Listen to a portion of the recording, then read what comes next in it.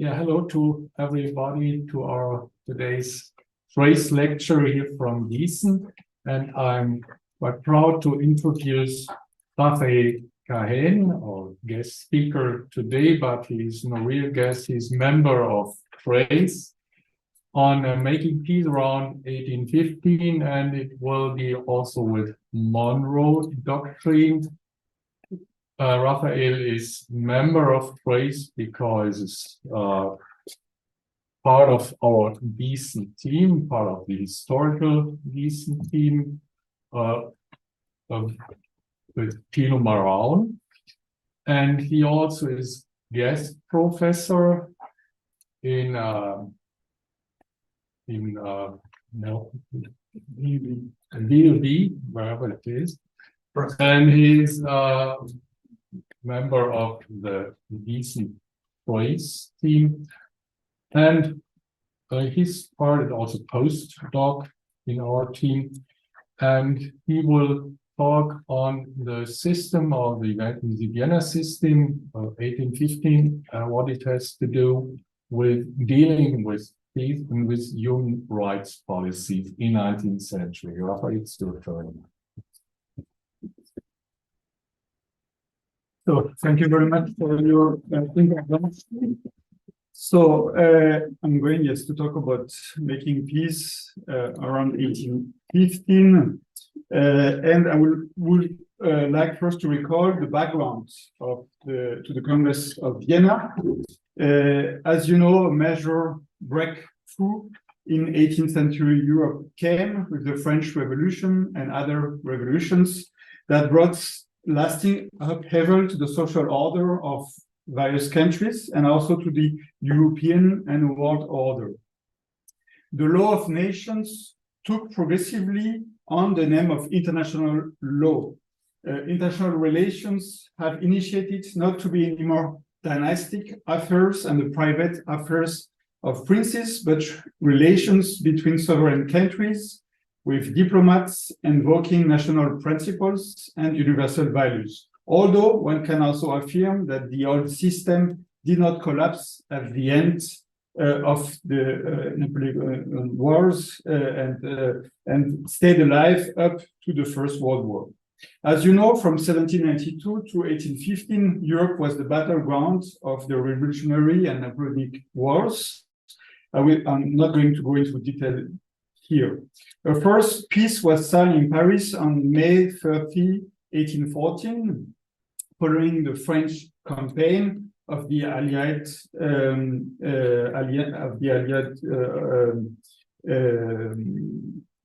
coalition and the first Bourbon restoration in France, as well as Napoleon exile to Elba. But already in May 1814, the Allies planned to meet again at a General Congress in Vienna.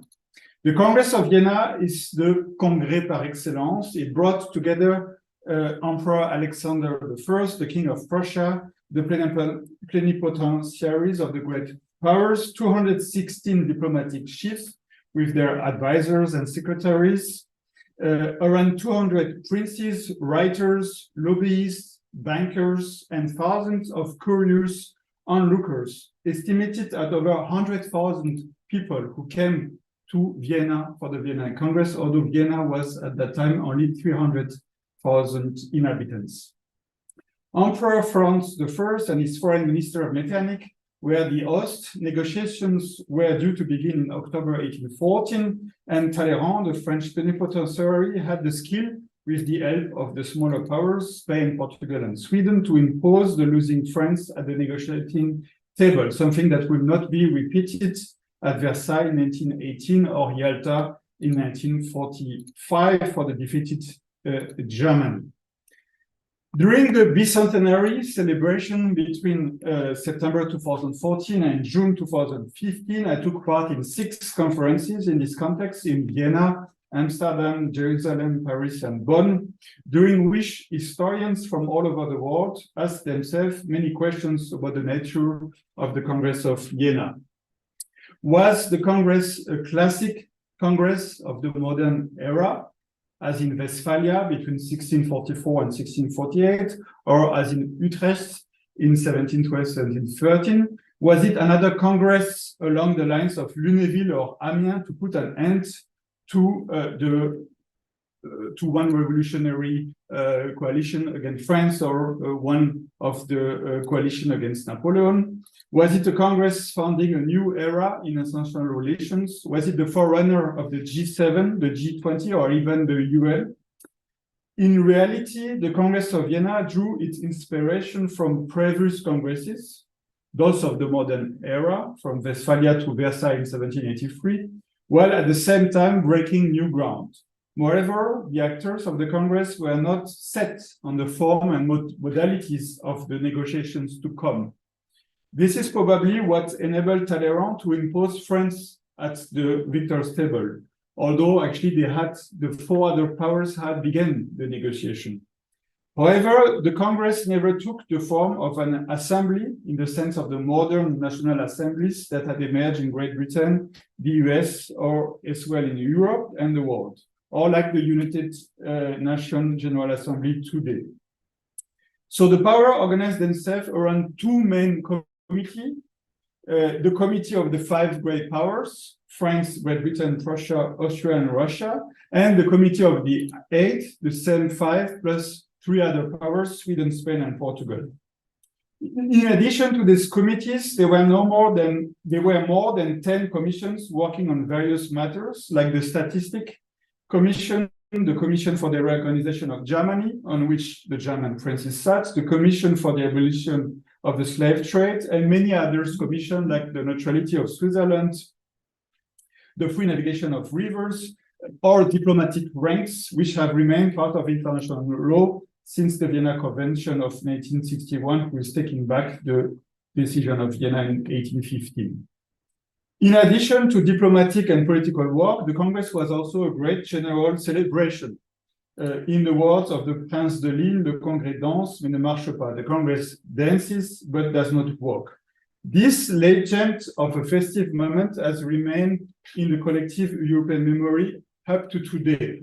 The title of Éric Charel and Jean Boyer's most famous film, Der Kongress tanzt, Le Congrès s'amuse, bears witness to this. The film was remade twice under the title Le Congrès s'amuse, Der Kongress amüsiert sich, once in 1955 by Franz Antel, and again in 1966 as a German-Austrian-French co-production starring Lily Palmer, François Arnould, and Paul Meurice as Talleyrand. It is true that after decades of war, there was a lot of partying going on. Several balls took place and public festivities were organized, as well as reconstructions of battles or panorama of battle reconstructions. And of course, also many concerts, mostly also from Beethoven, who created a lot of music for the time of the Congress. In March 1815, the Congress members learned of Napoleon's return from Elba, and Talleyrand and Gens drafted a declaration outlawing Napoleon. The Corsican emperor sent commissioner to Vienna to indicate that he wishes only for peace, but the allies will not have none of it, and they refuse immediately, and the hostilities, the war restarted. So during the Vienna Congress, even if the war restarted, the Congress continued its work, and on June 9, 1815, the final act was signed. It was drafted in actually the small bourgeois apartment of Friedrich Gens in the Teinfallstrasse. It is a small street which is not so far from the Hofburg in Vienna. Almost everybody signed, almost all powers signed, except for Spain, which signed only 2 years later. This is why usually in the original, you don't see the signature of Spain, because it came only 2 years later. Since 1997, it is also a UNESCO World Heritage, this final act, and it comprises 121 articles and represent a synthesis between the treaties of the modern era, because you find also the Holy Trinity, the titles of signatories, but also something new that we will see later on in the history. There is also 17 texts in the appendix, conventions, special regulations, and notably the creation of the first international organization still in existence today, the Central Commission for Navigation on the Rhine. The original was written in French, and actually it was bound in Paris later on in October 1815, and then sent to all capitals for ratification. As we shall see from the caricatures, the image of the Congress in the collective memory is that of monarchs sharing the spoil left by the vanquished France. Yet, even though the Austrian emperor, the Russian Tsar, and the King of Prussia were all present in Vienna, it was in fact more the diplomats and legal advisors who were in the forefront of the negotiation. So the most famous painting of the Congress from Jean-Baptiste Isabey, who was a painter, part of the French delegation, where you see actually all the diplomats. So in the center, Metternich, on the right, you have Talleyrand. Next to him, I think it's Stackelberg. So it's one of the Russian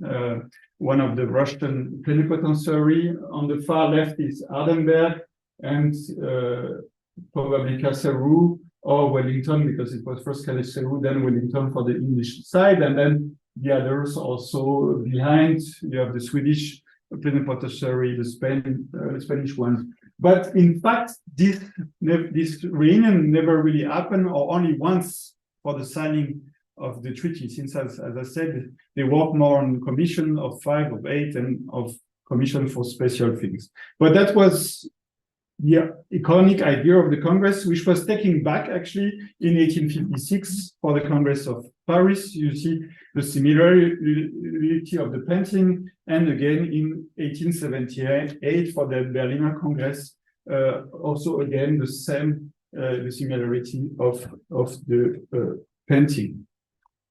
There is another very interesting painting, which was before in the Lesesaal, the Bayerischer Landtag in Munich, but was destroyed during World War II. And it's the same idea of this painting. So also this meeting probably never really happened like that. But it's interesting because of the people behind, actually the statesmen. So behind the King of Bavaria, you have Montgelas, who was his prime minister. And you have also two people behind Gens, who is behind Metternich, Adam Smith and Pitt the Younger. But the two don't belong also to the picture because they were both dead at the time of the Vienna Congress, but they are both inspired intellectually Gens. So the painter must have known that. Most of the statements of the actors of the Congress were actually aristocrats, but nourished by the ideal of Enlightenment philosophy. That can be said from Metternich, who came from the Rhine region, and he had studied in Strasbourg University under the famous professor Koch, who was the professor for the law of nation and for public law actually in Strasbourg. Metternich is also personified also the period at least until 1848. Talleyrand, for the main French plenipotentiary, was actually also an important character for the beginning of the French Revolution. He was also the president of the first Fête de la Fédération 1 year after the revolution, and was also several times the foreign affairs minister of France, so before the Congress. And in Vienna, I can testify that in the French embassy in Vienna, still in 2007, you had this portrait in the embassy. I made an internship there, and it was still there at that time. Same also can be said about the Prussian main delegate, Karl August von Hardenberg, who left his name to the Prussian reform known as Stein-Hardenberg reform in 1807-1808, or Casseroux, the main English plenipotentiary. For the Russian delegation, it is quite interesting because it was one of the biggest delegations, more than 50 delegates, and they were all very much cosmopolitan diplomats. So you had, for example, Karl Nelselrode, who was a German also from the Rhine region, like Metternich.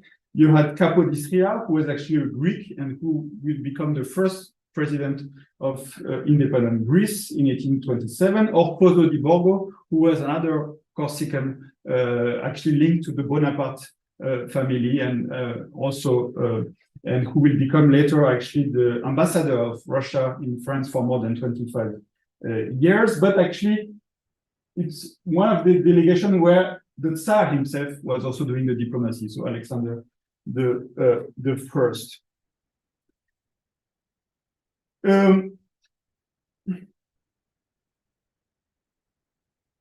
So those diplomats, as I said, were mostly aristocratic, but with cosmopolitan background, and they were influenced by the philosophy of the Enlightenment, but they also had experienced revolution and war, and they wanted to restore and regenerate Europe, but not to revolution Europe. And they were also mostly, all of them, anti-revolutionary or counter-revolutionary. They were all opposed to revolutions as a way to change the social order. But also at that time, in the Congress of Vienna, you had also representative of the civil society and lobbyists who came, as I said, to the Congress, like booksellers, for example, or also Jewish representative or abolitionists also. One of the key figure of the Congress was undoubtedly his general secretary, Friedrich Gentz. He was actually assisted also by Nicholas von Wacken, who is not so well known. I'm going back here. You can see him. So Gentz is up from Talleyrand, and next to Gentz is the second secretary, actually, Nicholas von Wacken, who is today a little bit forgotten. So to come back to Gentz, he was one of the few non-aristocrats to play a leading role during the Congress. And he, as I say, he drafted the final act and was a hub also between the different powers. He was a pupil of the philosopher Kant. He translated Edmund Burke from English to German, and also some French writers today also totally forgotten today, Jean-Joseph Mounier, for example. But he also published in 1800 an essay on perpetual peace, in which he analyzed 4 different ways of achieving perpetual peace. The first way was the merging of all nations into a single state. So that was the dream of the universal monarchy, and he directly rejected this way of achieving perpetual peace. The second was the complete separation of nations. Actually, at the same time, you had a book which was published by the philosopher Fichte, Der geschlossene Handelsstaat, the close commercial state. And that was also directly rejected by Gentz because he thought that anyway, the people were from nature on, they were making commerce with each other, so you could not close all the borders that would never work. The third way was the free federation or federative constitution between states. That was the idea, also the project by Saint-Pierre, by Rousseau, and taken again also by Kant in 1795. But for Gentz, this project lacked a guarantee, a coercive power to impose sanctions in the event of non-compliance with the law. And the last way was the formal, what he called the formal constitution of the law of nation, with 3 powers: a legislative power, a judicial, and an executive power united in a supreme body of collective will.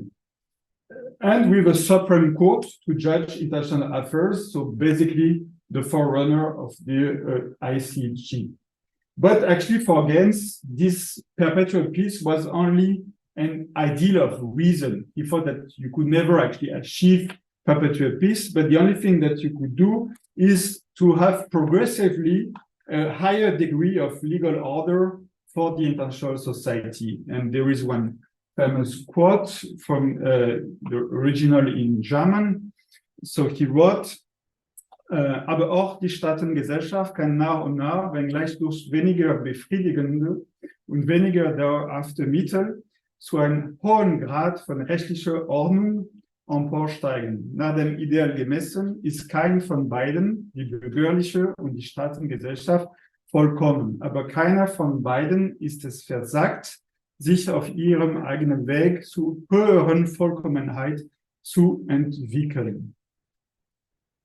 So between 1800 and 1814, Gens has actually theorized what would become the system, what would become later on after the Congress of Vienna, the system for maintaining peace and security in Europe. So what the historians are calling the European Concert of Powers or the Congress system. This system was born with the Article 6 of the Treaty of the Quadruple Alliance in the 20th of November 1815. I'm not going to read the quote in French, but the basic idea is that the main powers should meet each other every time there is a crisis to maintain peace and security in Europe. And it's what they are going to do several times between 1815 and 1823. So that's the Europe of the Congresses. Gens was not always actually very positive about the Congress of Vienna and the Congress system, but in one of his dispatch to the Prince of Wallachia, Jean Karaja, he made a famous defense of this system. It's again a quote in French. It is very often cited by the historiography.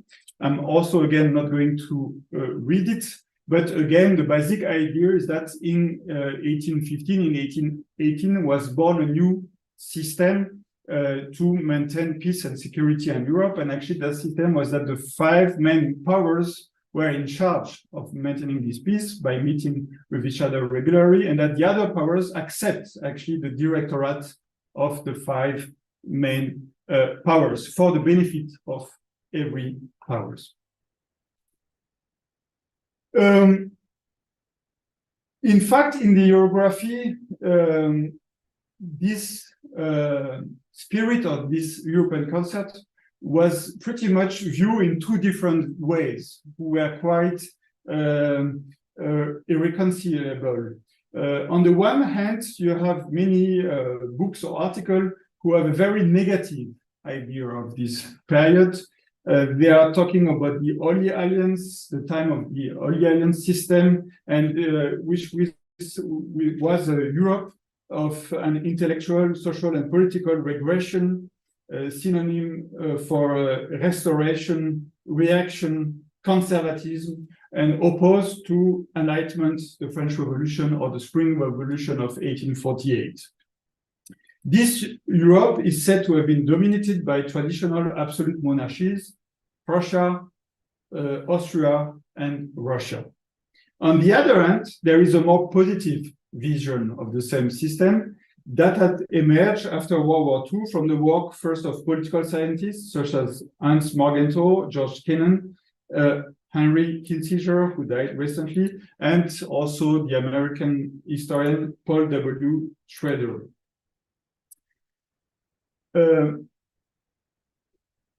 During the bicentenary of the Ljubljana Congress, the Congress of Labor, which I also attended in May 2021, it was also a debate on how to call the Congress of Ljubljana. And first, in the Congress, the organizer had called it the Diplomacy of the Holy Alliance. But since three of the speakers, including me, pointed out that that was not really the Congress of the Holy Alliance, but of the European Concert, or the Grand Alliance formed by the great powers. At the final publication, they took out the name of Holy Alliance and talk about the Congress of Ljubljana, personalities, event, and historical context.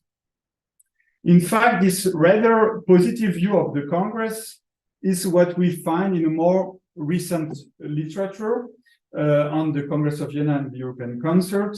This includes the studies from Mark Jarrett, which deliver a new account on the Congress, but also on the Congress system up to 1823, and which integrate most of the recent works of political scientists upon world governance in his analysis, or the book from Brian Vick, which is also a complete study upon the cultural diplomacy of the Congress of Vienna, highlighting many unknown aspects and actors of the Congress, such as the lobbyists, as well as many side events.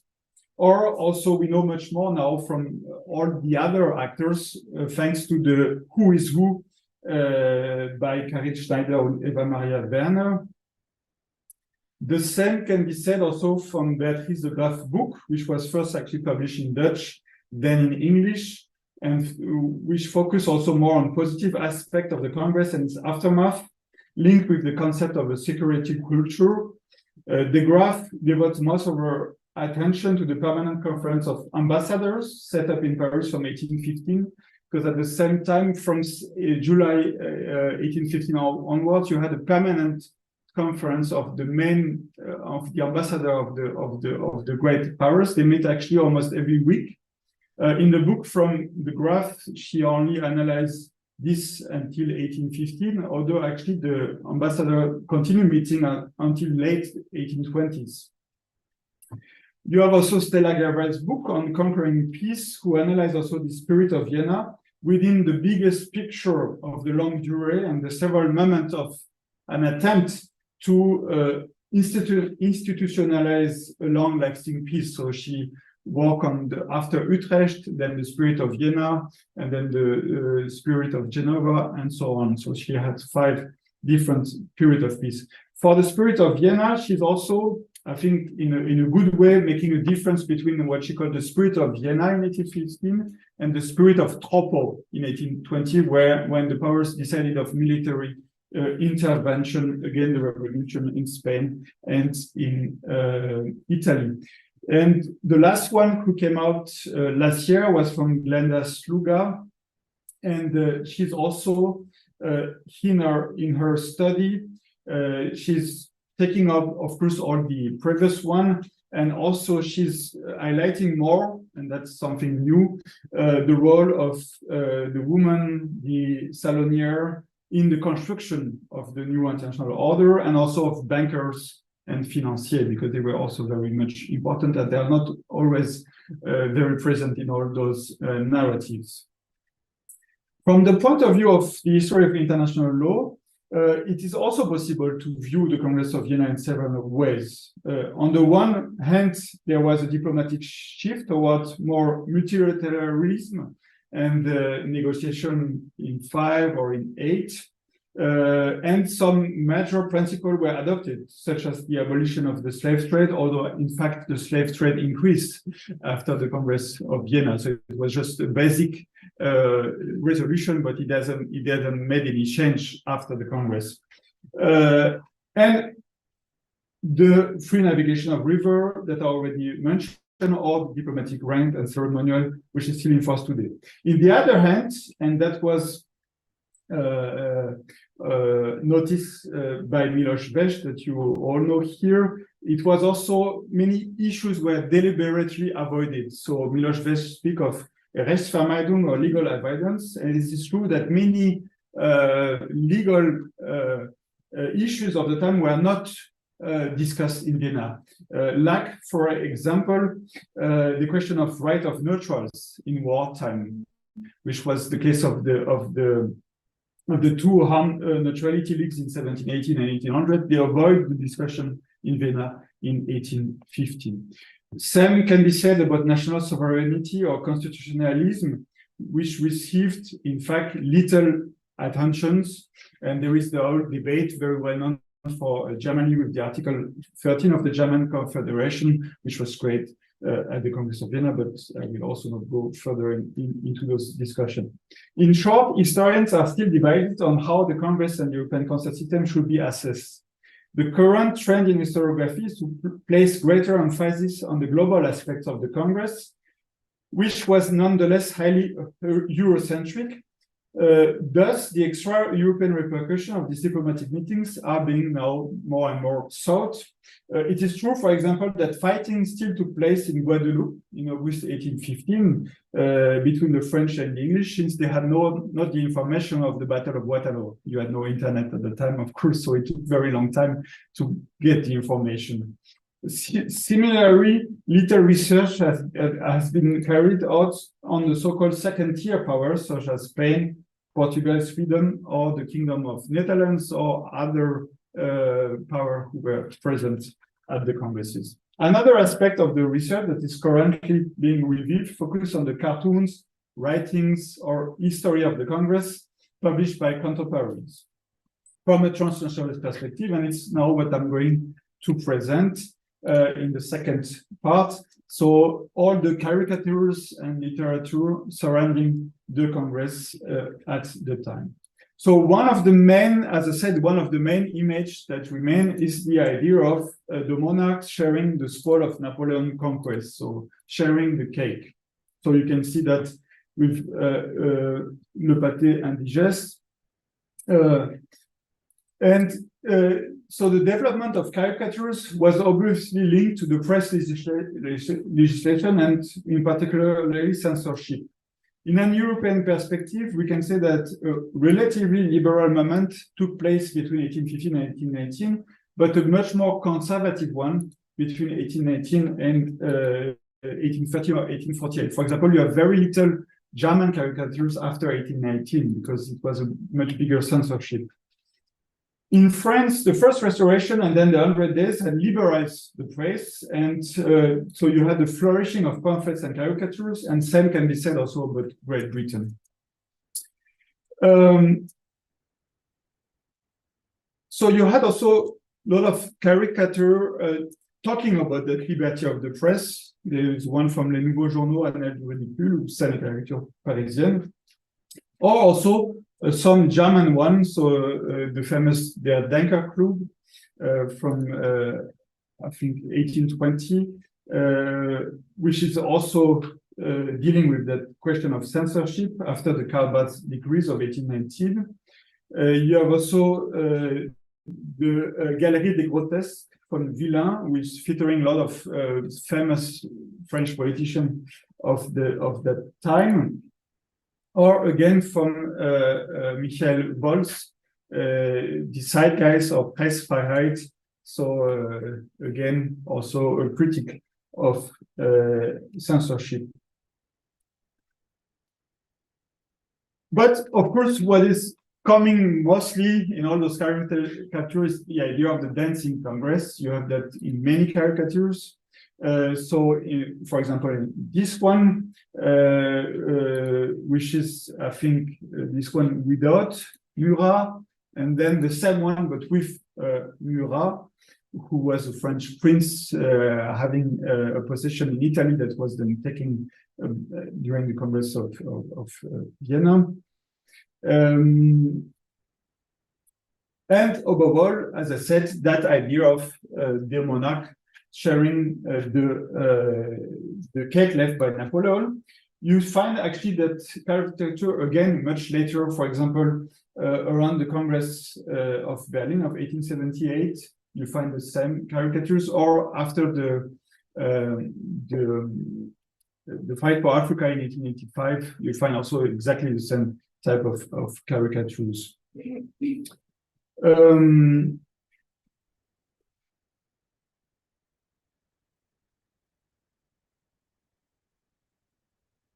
Another thematic which is also in the same way is the restitution, which is also a link caricature,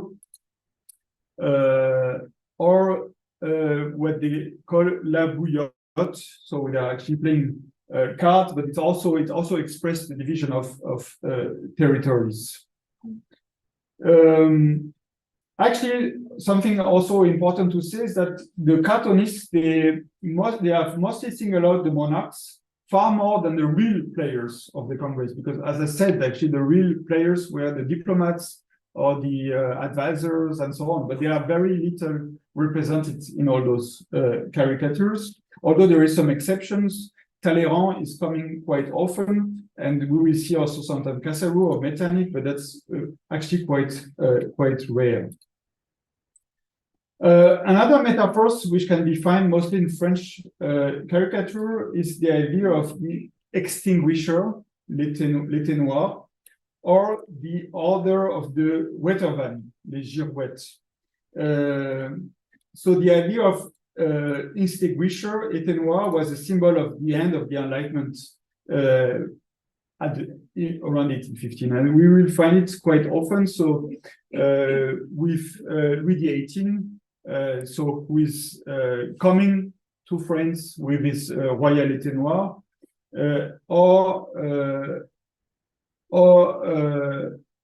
no, going away from France, so during the 100 Days, or coming back after Waterloo, plus puissant que jamais, again with this extinguisher. So the thematic of the girouette is also very often, because you had a lot of people of the time who actually survived all regimes in all those regime change. So you find it also very often, and the one who personifies this idea is mostly Talleyrand, because he has served 6 or 7 regimes within France. You had also in France at the time a dictionary of the girouette, which included actually 777 names. So many people stayed during all the time. Talleyrand is also to be found in Vienna with the devil who is talking to him and actually telling him this declaration to outlaw Napoleon. So after, in the beginning of the 100 Days. Another thematic which is coming very often, of course, is the balance of powers. L'équilibre politique. So you can have Napoleon who is threatening this balance. Here, or also here again, the same thematic with so various territories, and again the balance politique. So, as I said, you find mostly the monarchs in a lot of the caricatures. So, for example, in Der Kongress from February 1815, you have the 3 monarchs of the traditional monarchy. And you have also some more, let's say, positive account of the Congress. The most famous one is this one from Campe also. Der große Wiener Friedenskongress zur Wiedererstellung von Freiheit und Recht in Europa. This is one of the most positive, because you have also behind the allegory of justice behind the in the background, and this will be made again by Succo in Vienna in a little bit different way, but also again with the allegory of justice. And there is one change, is that in the first one, you had Casserou as the English representative. In the second one is Wellington, and that's correct because Casserou was replaced by Wellington. And there is also, it's interesting because that's actually a French one, but there is something written in German with Napoleon as a bear, and then it's in German, soll losgelassen werden, so should he come to the Congress. You have also the idea of peace and alliance of the 3 monarchs, which is represented. Der neue Bund zur Aufrechterhaltung von Europa, Ruhe, Freiheit, Handel und Wohlstand, again by Campe. And one rare engraving of 3 of the ministers, so Metternich, Hardenberg, and Casserou. As I said, this is quite rare. Other are mentioning actually the slave trade and the declaration for the abolition. So les Anglais faisant part aux Africains du traité de paix des puissants alliés sur l'abolition de la traite des Noirs. Or again, this idea of peace, der Weltfriede, geschlossen im Jahr 1814. There is one caricature which I found actually interesting. because it's also one of the rare caricature where you have element of this civil society with the Jewish representative. But I don't know if you agree with me. I think there is also maybe an anti-Semitic tone in the way also those Jewish representatives are represented in, I think, in a very pejorative way. But it's true that they were there also at the Congress of Vienna, and again, it's one of the rare engraving with element of the civil society. So the English one, you have a lot of English one, of course, because English caricatures came already very early, and you had also a lot of English caricatures also at the time of the French Revolution and of the Napoleonic Wars, always represented Napoleon as Little Bonnie. So this one is taking again the idea of the sharing the spoil with different animals. Then you have another one here. You have one also with the Turks who are presented there. So actually the Ottoman were not present as plenipotentiary in Vienna, but you had actually the ambassador of the Ottoman Empire who was in Vienna, and they were of course being informed of what was going on during the Congress.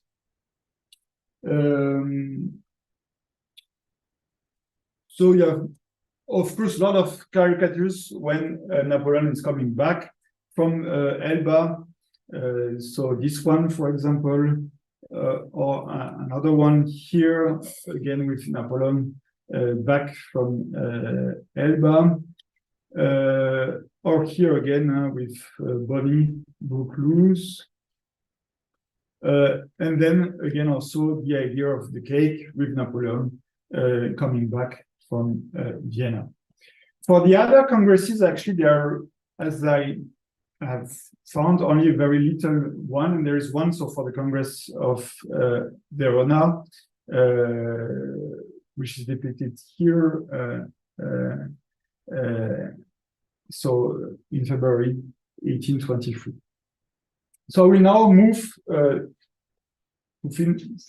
the last part to some pamphlets and history of the Congress of Vienna. How long should I talk more? Because maybe 15 minutes. Okay, so I think I can proceed with that.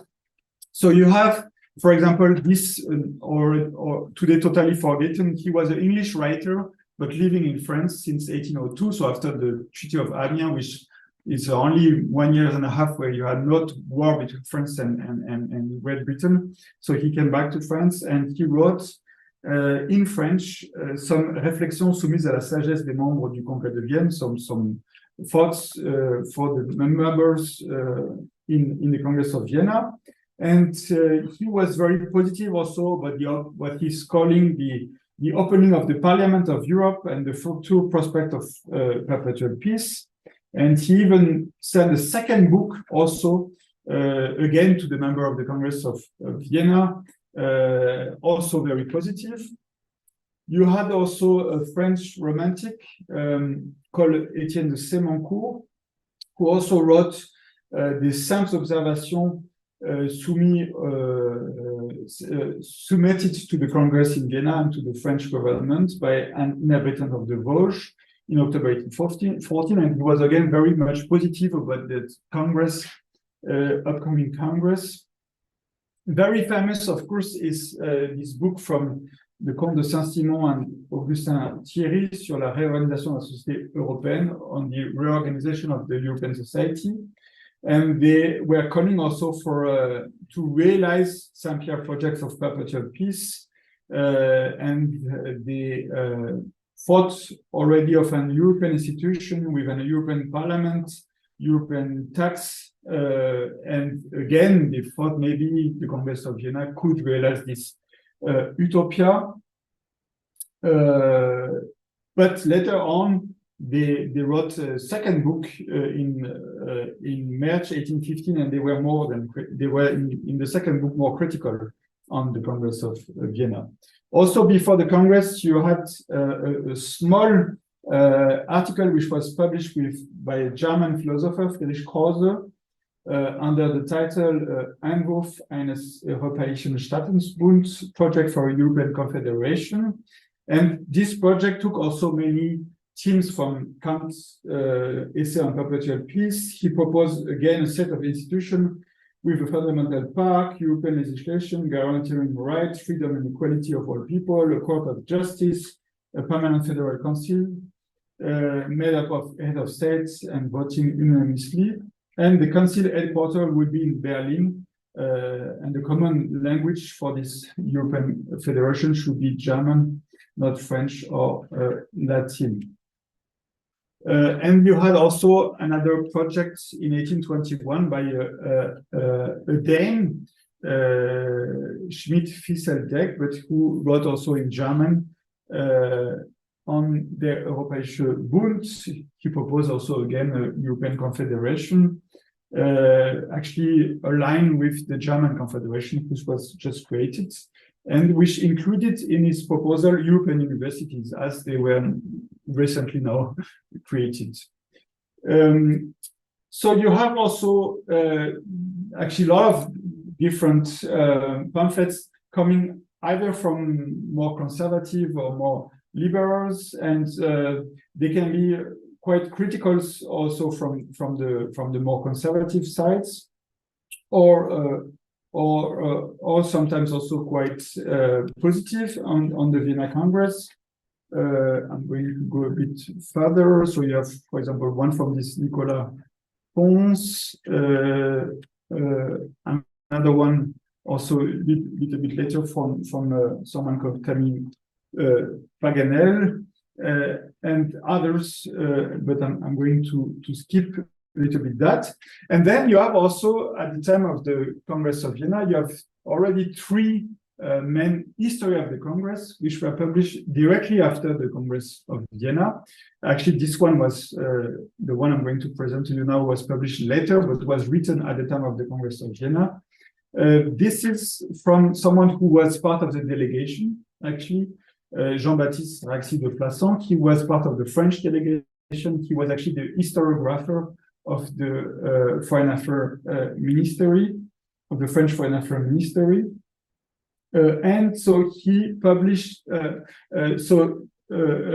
is a manuscript which was completed in 1817, which is actually 1,000 pages of this history. And then in 1829, so 12 years later, he published a more reduced version of this history of the Congress. And this is a very positive assess of the Congress of Vienna. It's also very positive because, of course, he was a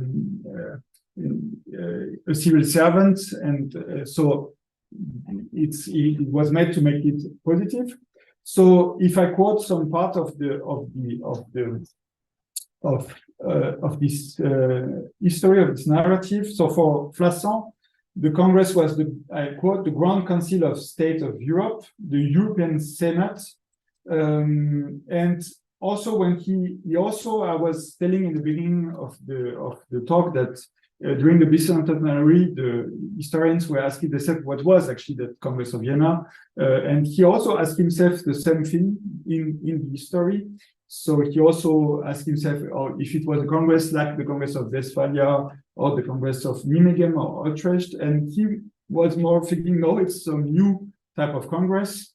It was not before like that, so he's talking about a kind of European General Council. And even if he was also telling that it's true that not too many new legal norms were created. So he's saying it's true there are not too many legal norms, but nevertheless, it's something new for him, this Congress of Vienna. At the end, he's also talking about a new European civilization coming from the Congress of Vienna, or the Magna Carta of Europe, even. You have a rather much more critical account from another French figure called Edouard Bignon, who was actually sent to Germany many times at the time of, as a diplomat or as an ambassador at the time of Napoleon. And then later on, he became an historian. And he also wrote several books on the Congress of Vienna, but also on the other Congress, also on the Congress of Leibach, the Congress of Tropo, and also mostly a book which was a great success, and it was called Les Cabinets et les Peuples, which means the cabinet and the people. And that was translated in many languages, in German, in Spanish, in Italian, and Swedish, and had quite an impact in public opinion of that time. And he's very much critic in his Les Cabinets et les Peuples. So he's telling that all decisions were taken by European elites in the congresses. He's rejects, of course, armed intervention as it was used after Tropo. He's very critical also against the oligarchy, the Holy Alliance, or what he called the League of Absolute Power, and even more so of oligarchy against the rights of nations. And for him, so all the suffer of the people of Europe was coming from the triumvirate, Austria, Russia, and Prussia. But he did also concede some positive aspect. He's considering that it's true that it was some form of European High Court, which was formed by the great powers, and that the public law of Europe has been renewed. So he had some very little positive aspect in his account. Then you have a third and last, and I'm going to finish by that account by l'Abbé de Prat, who was also at that time quite read, and who is more taking a third way. So he's he's at the same time critical and positive. He was also a diplomat under Napoleon. He was also a member of the Constituent Assembly during the French Revolution. And he wrote several books also before before 1815, and so he published History of the Congress of Vienna in 1816, so already 1 year after the Congress. And so in one way, he's also positive. He's telling that the Congress has instituted a new order and something new in the history of diplomacy. But in the other hand, he's also critical about many things. For example, about the inequalities of wealth in Europe. He's also pretty much critical about major constructions projects in big cities. We say that's spending money, and also against bureaucracy that he's calling already at that time the sickness of modern society. So to conclude very shortly, the receptions of the Congress of Vienna in literature and caricature was, as we have seen, quite diverse. Many writers saw the Congress as a moment of a cultural change in international relations and the foundation of a new European order. But the wider French and European public does not seem to have shown much interest actually in the Congress, or most of the caricatures are basically bringing back this idea of the sharing of the cake, of the dancing Congress, so more, let's say, not so more futile idea of the Congress. So it's more, I would say, the black legend of the Congress and of the spirit of the making peace around 1815, which has stayed until today. That can explain why, for example, the bicentenary of the second peace of Paris, so between July and November 1815, was not celebrated at all, or more recently, the bicentenary of the Congress of Vienna was, as far as I know, not celebrated, at the difference with the bicentenary of the Monroe Doctrine, which we had just recently a Congress about within trace as well. Yeah, thank you very much for your attention.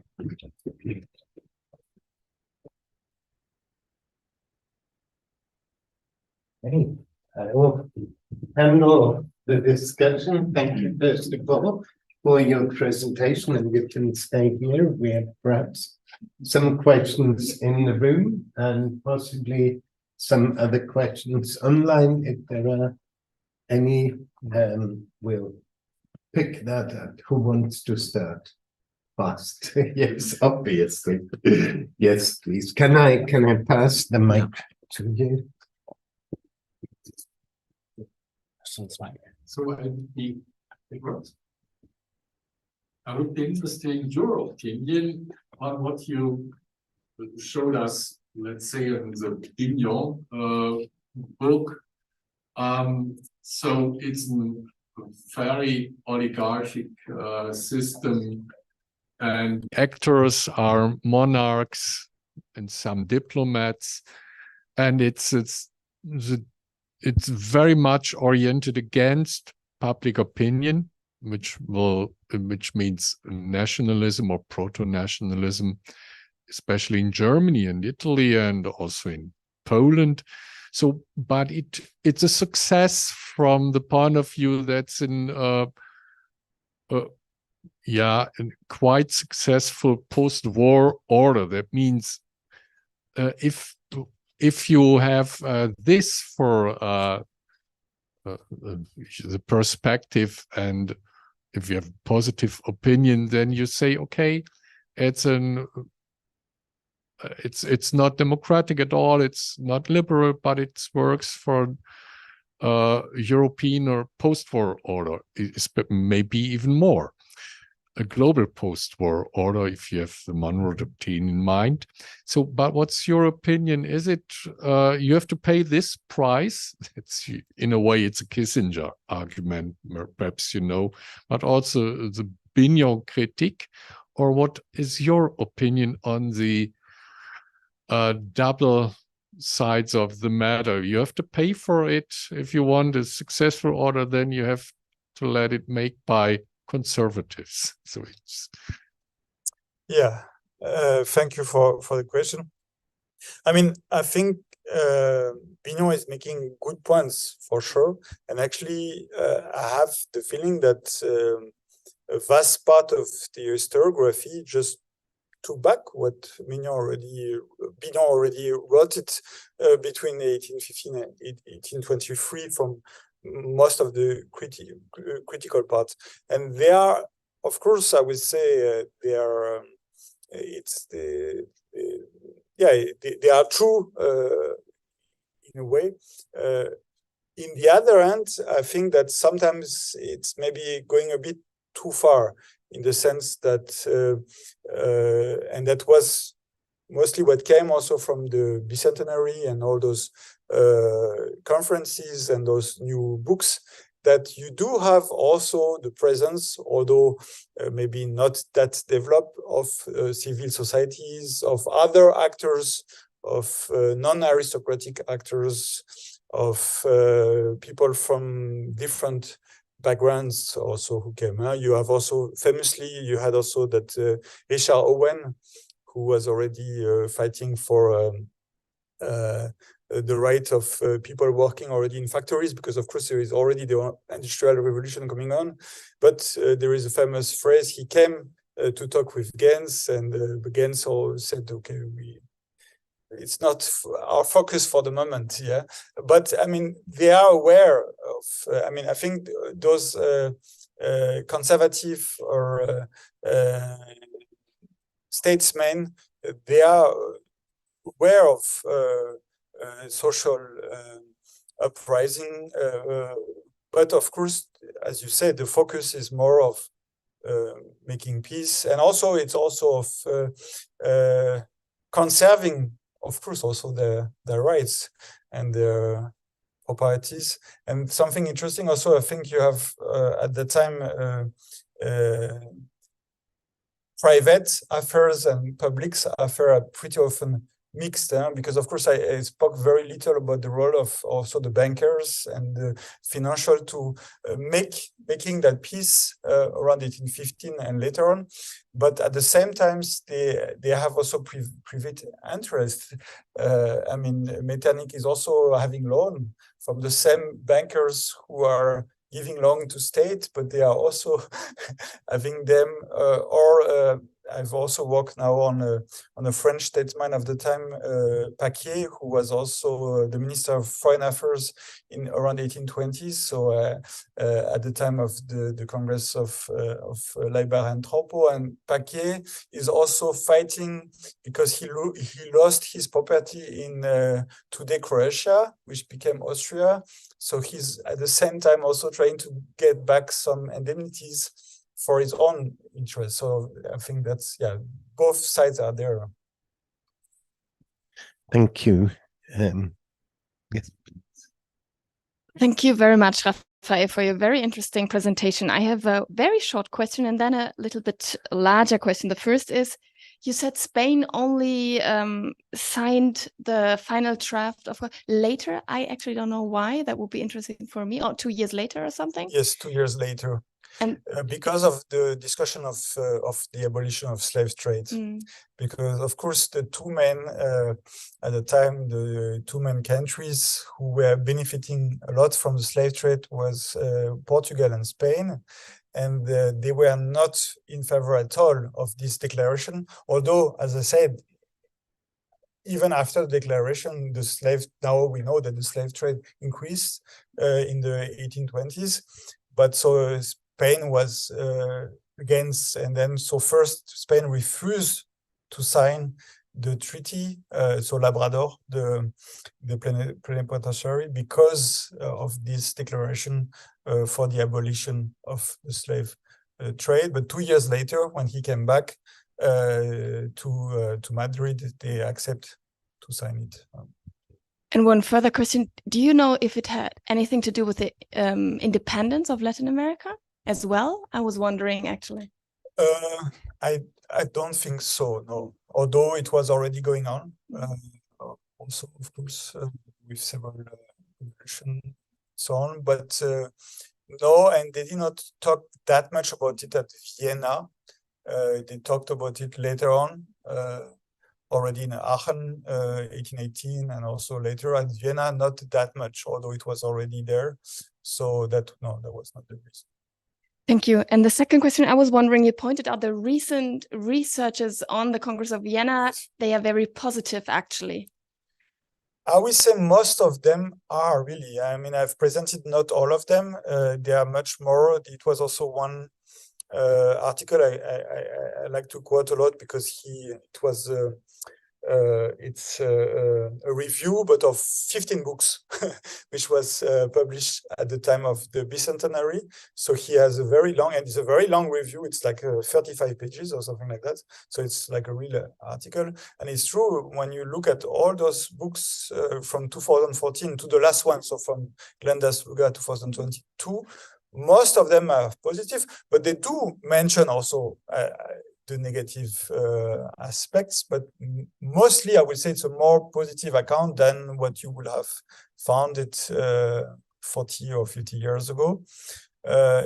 In French historiography, it's, let's say, still mostly more maybe negative, but even there is one which was published by Thierry Lenz in 2013, and it's also more positive. It was translated actually to German also in 2015.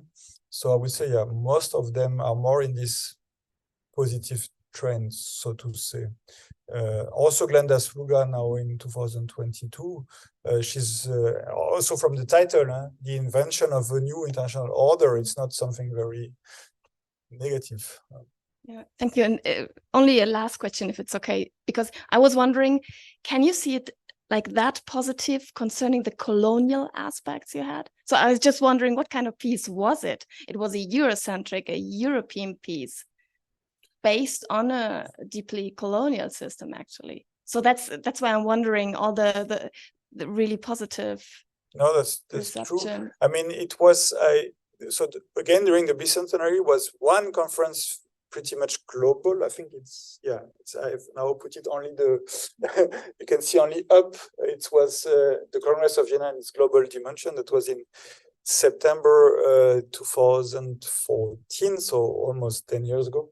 And there was really 200 people who came to this, so historians who came to this conference, and they came from Africa, they came from South America, so it was really global. And of course, many topics were touched upon, also corsairs, and of course the slave trade and so on, and the colonial aspect. And a bit the conclusion was that yes, we are seeking for the global aspect, but nevertheless, it was mostly, I would say, that's my opinion, pretty much Eurocentric, for sure. I mean, and of course, they did not end colonial practices, or so that was not the purpose. And again, you just have that declaration against the slave trade, but at the end, it's just a declaration, and it doesn't change pretty much the structures and so on. So no, I agree. But I think that also that's mostly mentioned, of course, because the positive aspect is more just on the idea of the international order and the maintaining of peace and security, which is seen now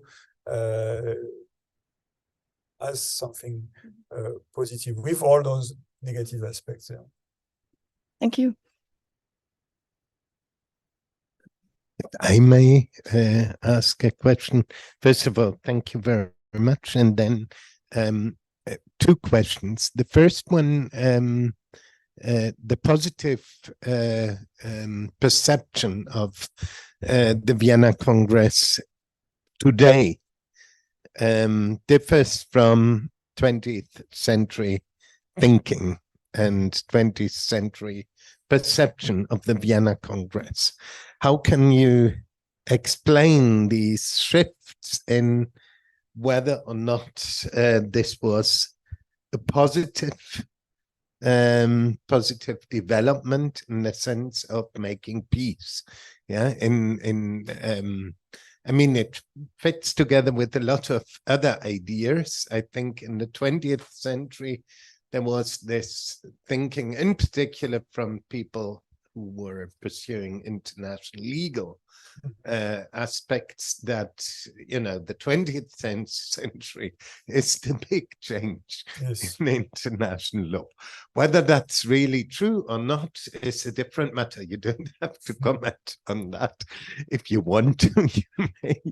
But, you know, the perception of the Vienna Congress for a very long time, as far as I understood it in international law and international legal history, was not so present, not so visible, apart from the periods you looked at, so the immediate aftermath of the Vienna Congress. And then today there seems to be this kind of more positive review.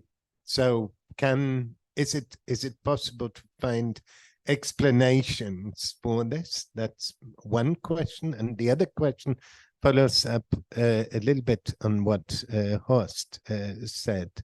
It is indeed puzzling, I think, that we have two very, let's say, opposite developments. One is the Constitution of International Order and Peace. Nobody would question that peace is something positive as such. And the other one is that we have this, let's say, reactionary development at the level of human rights, and even more at the level of participatory government or democratic government. I'm wondering whether our approach, which we seem to pursue today, to include everything into finding solutions for problems which we are faced with. So striking a balance from human rights across democratic government, across decolonization, across peace, and whatsoever. I mean, we put everything in one box and try to find the ideal solution. But at least if I look at the last 200 years, I'm not an expert of history, history, as you know, I find that this has never worked. Yes, such an all-inclusive solution for the problems which we are faced with. So is the success perhaps less one of, you know, creating an opposition between modernization, internal modernization, like the French Revolution had pushed, what the French Revolution had pushed for, at the expense of peace? Is this really the opposition we should look at, or is it just, you know, cutting off a number of issues or cutting out a number of issues which were not addressed? Yeah, the Vienna Congress didn't solve the problem of, I don't know, you know, human rights. I mean, that was not at the center, and it was not at the center to restore autocracy, but just to make peace. That was the effort. So my question would be, is this perhaps the limited perspective, the limited scope of the Congress, which is what was positive at the time and what we could perhaps also consider when addressing current problems? Yeah, I will maybe start with the end. And I like this idea, and I think it's true. Maybe one reason why there is some kind of success, or let's say in the beginning, just after, because in the first years, peace is established. Although very early you have already crises, revolutions, and so on. And but maybe true. Maybe one reason why there is a success or partial success was that they did not try to see all things. Although there is a bit that idea also at the Congress of Vienna, because they are dealing with a lot of different issues. As I said in the beginning, you have a lot of different commissions for different matters, and there is also that idea to solve as many problems as possible in order to establish the peace. You find that also in doctrine and in the literature at the time. Although that's maybe a bad idea, as you see and look with your own perspective, where you say maybe when we try to put everything in a box, at the end we don't succeed because it's impossible to put everything in the box. I think, in my opinion, so one reason why there is also success in this system of meeting regularly two congresses, and with also that permanent ambassador conference, is that you actually have the same people always meeting with each other again. And in 1823, it collapsed, the first moment of the European Concert. Why? Because several very key actors died. Casseroux attended suicide, Hardenberg died, and so on and so on. So, and that's why I think the first moment of the Concert of Europe disappeared in 1823, because, yeah, the reason why it worked is because it's the same people always gathering, also with the same advisors and so on.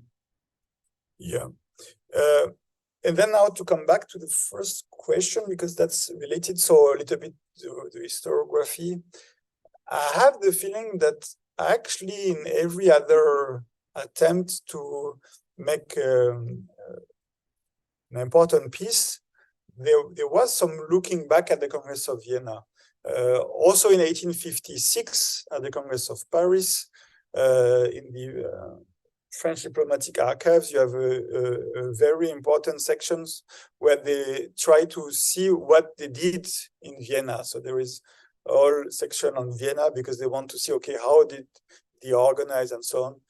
Although actually the Congress of Paris is also an attempt to make an end to the Vienna order, because it's after the Crimean War, and Napoleon III want the end actually of the Vienna order. But from the modalities and structures of the Congress, they are looking back and they want to do the same.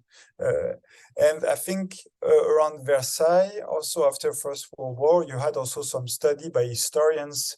There is a famous one now, of course, I forgot his name. He was he was an American historian. He went to Russian archive, and he was also a diplomat. And he looked back. He did his dissertation on the Congress of Vienna, and the same a bit after World War II. Of course, the most famous being Kissinger, who also wrote his PhD on the Congress system. So it kind of always came back at the period of peace, because